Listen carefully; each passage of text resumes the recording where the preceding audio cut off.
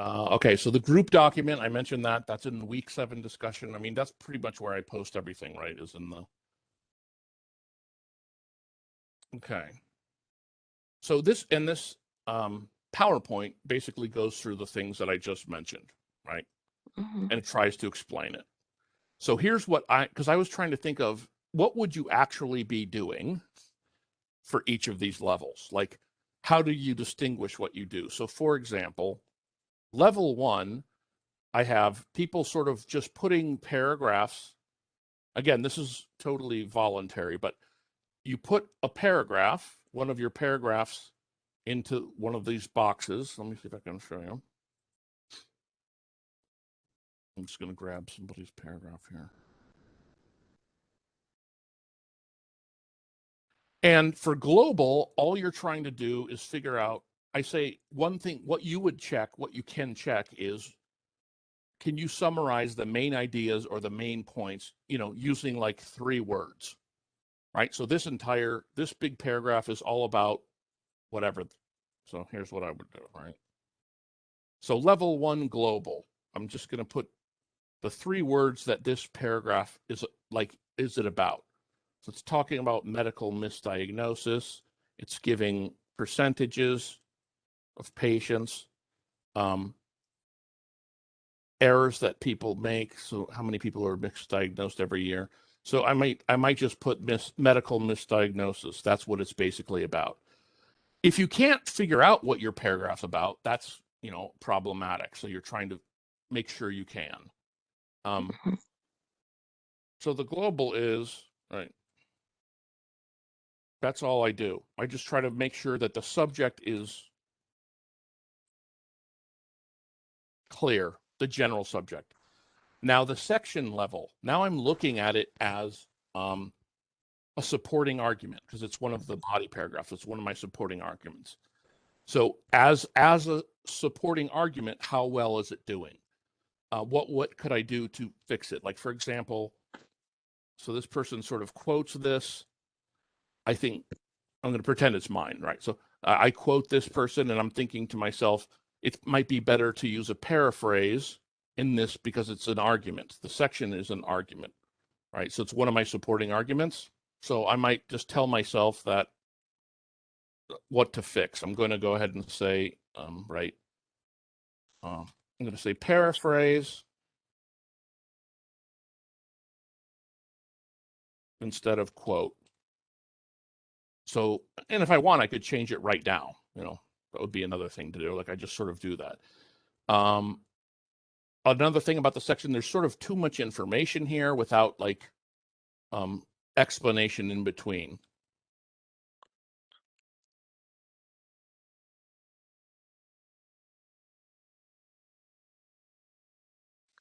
Okay, then level 3, so I try to turn their assignment into something that's a little more specific for people, right? So global means I just look at a paragraph, I make sure that the main subject's there. Then I'm still looking at the same paragraph, I look at the section.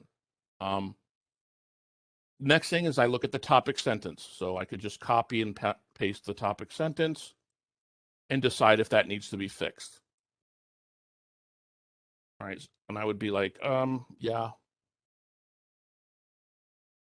Can have catastrophic such as permanent injury or death. Okay, so I have this big thing, right, where I think everybody should add the word because if they don't have it. It forces you to sort of complete the whole thought. So medical misdiagnosis can have catastrophic consequences, such as permanent injury or death.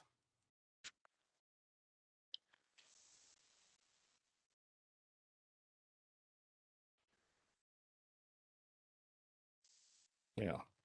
And I'm like, because why would it have permanent? Why would it have these consequences? Oh, okay, because if it's misdiagnosis, right, they diagnose the wrong thing for you, then they're going to try a treatment that's not addressing the right thing, right? So let's say because attempting to treat the wrong.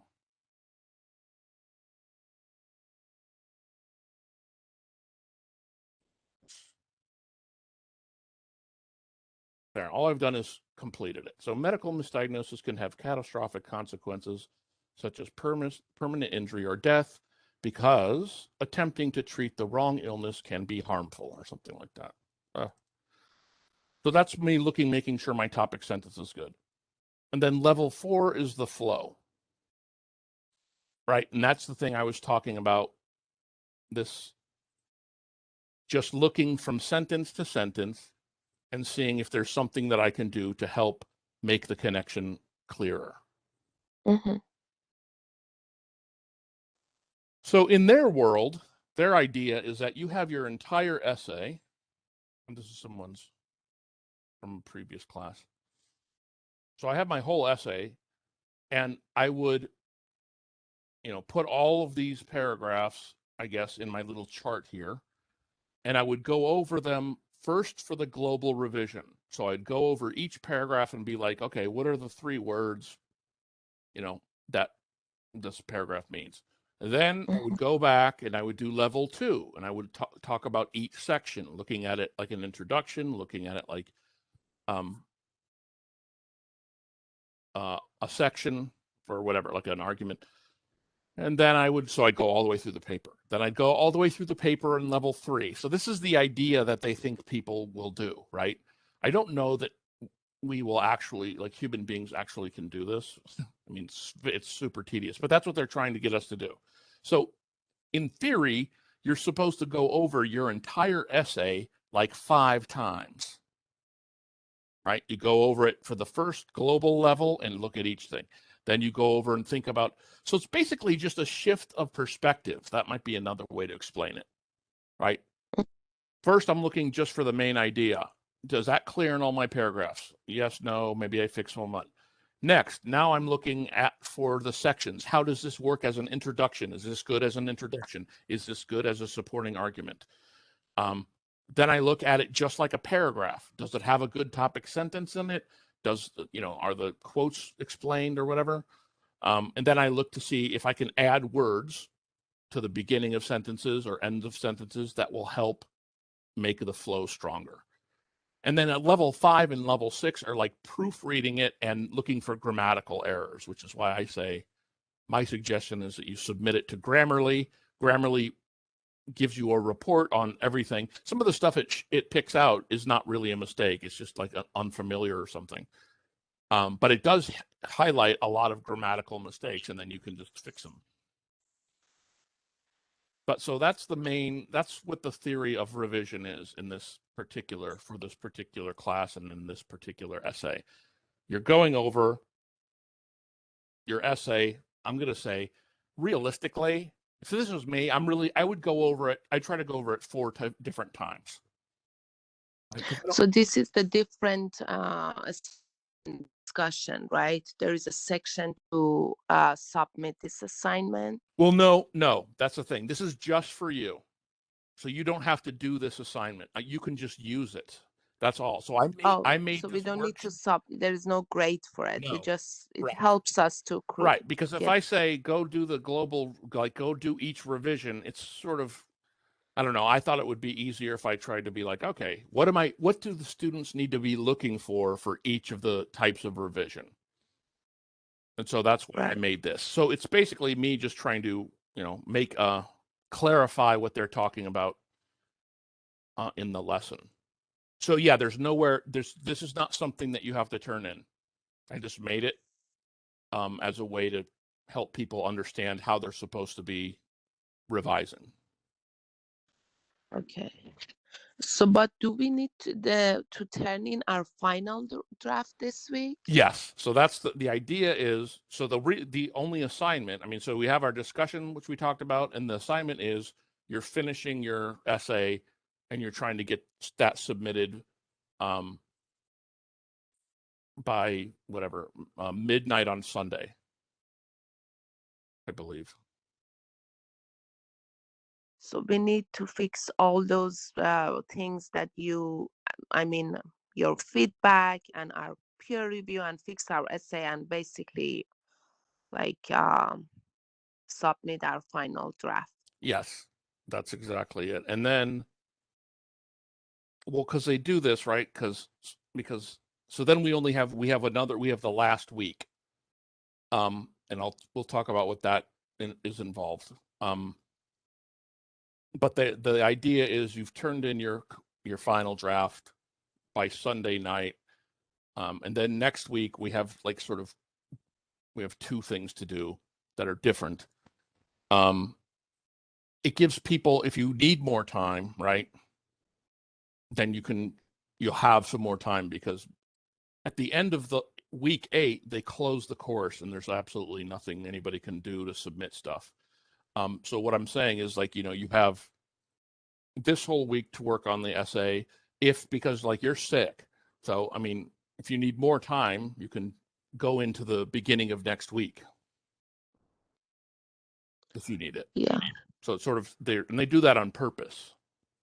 Like they try to, they make it due the week before the whole class ends, just in case people, because things happen, like people get sick, stuff happens. So just know that that's the goal. Right. But if you need the beginning of the week, that's fine. Thank you. So hopefully I meet you next week for our final. Right. Yeah. So discussion. next Tuesday I'll do the last one, and then I spend that one just explaining. The assignments are a little bizarre for the last week. They're supposed to be somewhat fun, but we'll talk about them. So I explain them pretty well. That's what I do for the week 8. Okay, so let me just Go for it. clarify our this week assignment. The discussion, we need to just pick or whatever we feel like we need to work on it and say and copy and paste it, and then say which section we want to make it better, basically, right? Yes. Well, so the first part of it is that you're making your schedule also. Oh yeah, a schedule, you right? Schedule. Here's why I picked these days, and then this stage I'm going to work on, or I'm working on, and here because I need to fix this and this. Yeah. And then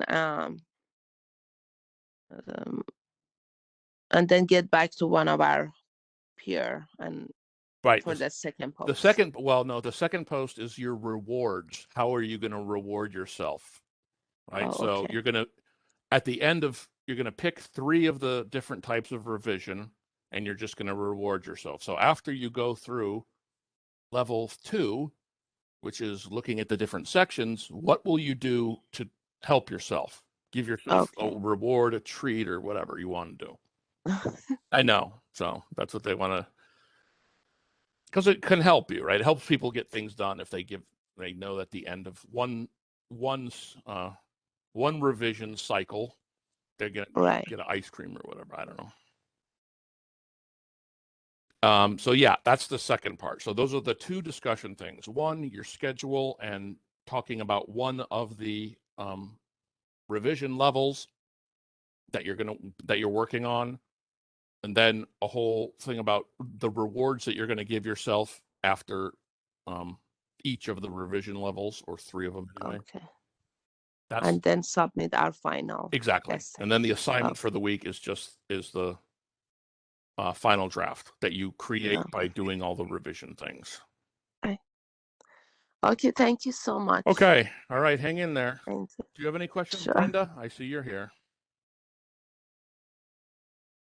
I was just wondering how you're gonna grade the final draft. Like, are you gonna grade it the same way you grade the rough draft? It's just there's more points, or? Yeah, let me hold on. Yeah, because for them, they really do try to, because we only have 8 weeks, I think. So they make the rough draft,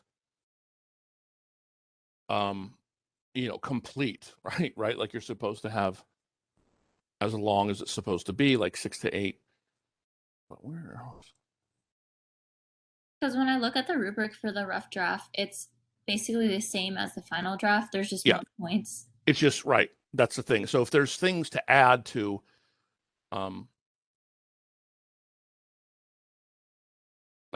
depends on how many, right? Depends on adjustments people have to make, right? Adding, that's why one of my main comments that I made to many people, I don't remember if yours, but was trying to find like real life stories that will help show whatever you're talking about. Mhm. And so that was one of the ones that I generally was saying. So that wasn't in the, that's not part of like the rough draft because you weren't really, that you didn't have to have that. You could just have certain evidence. But now I'm sort of looking for that, like that type of evidence also.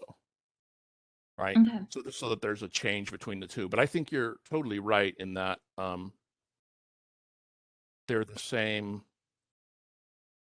They might be even exactly the same. It's just one is, they're worth more points. I put this here. I don't know if, because I didn't see when you were here. So in discussion board 7, I tried to do this, common document thing again. You scroll down and it has, all I did was copy and paste, the whole, the rubric.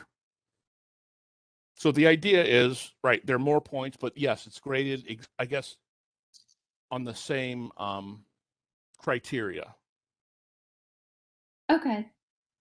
Basically, we just need to look at your feedback to just revise those sections that we need to get a point on it. Yeah, that, and if it depends, and your peer review person, hopefully they pointed some stuff out. But yeah, Right.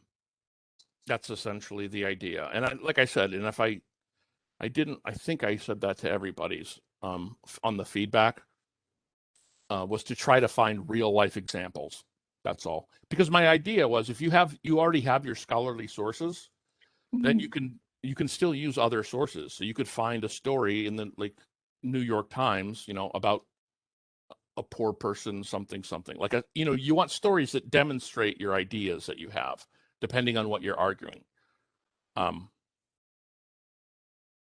that's the general one. But I think that's it. Yeah, the criteria is going to be the same. Okay. What else? Yep. I just have another question, or not really a question.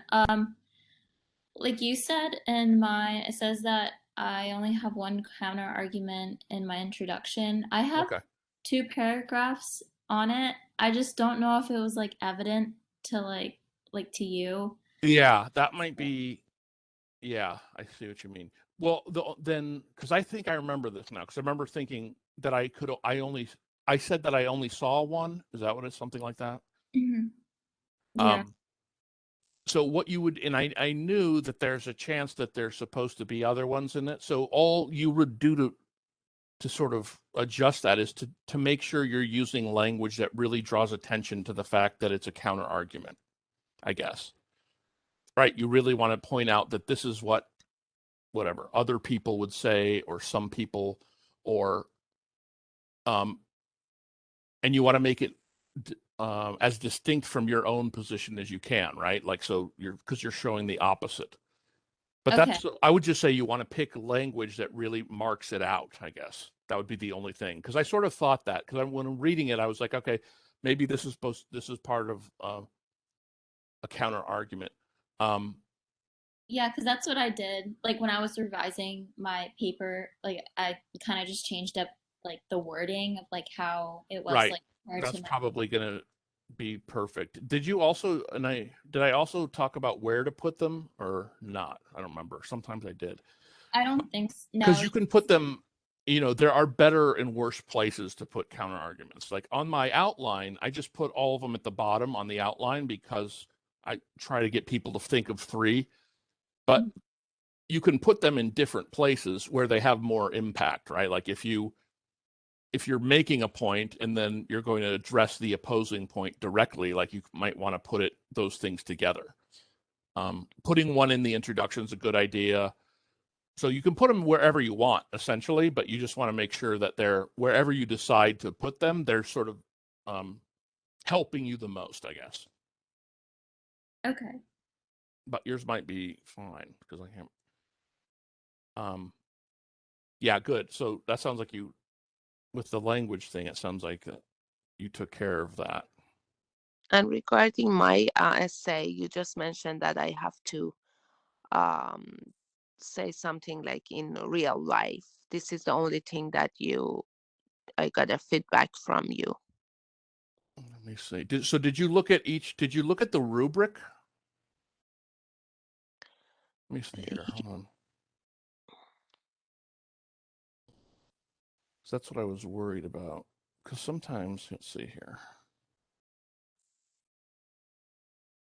Get rid of mine though.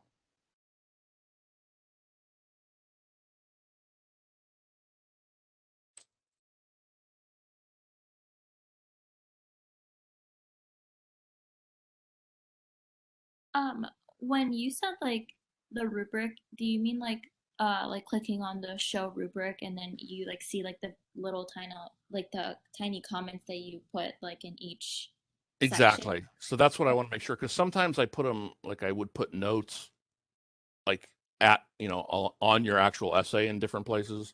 And then sometimes I did both things. But like, yeah, if you click on show rubric, what you should see is you'll see however many points you got. And then usually if you don't get full credit, if you don't like get, 100% for the section, I will give a note that explains why.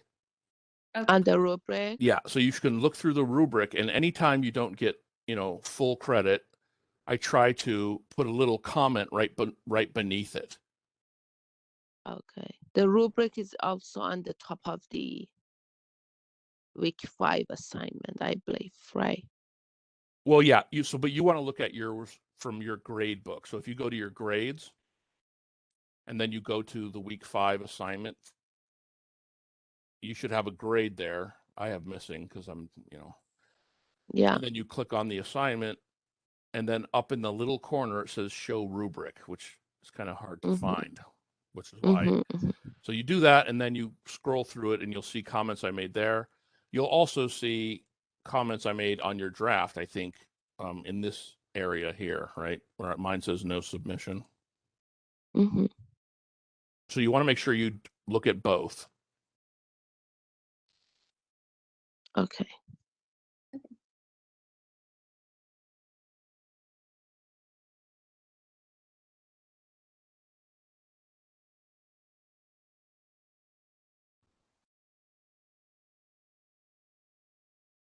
Okay, thank you, Professor. Okay. Have a great day. All right, thanks. Thank you. Thank you. Bye-bye.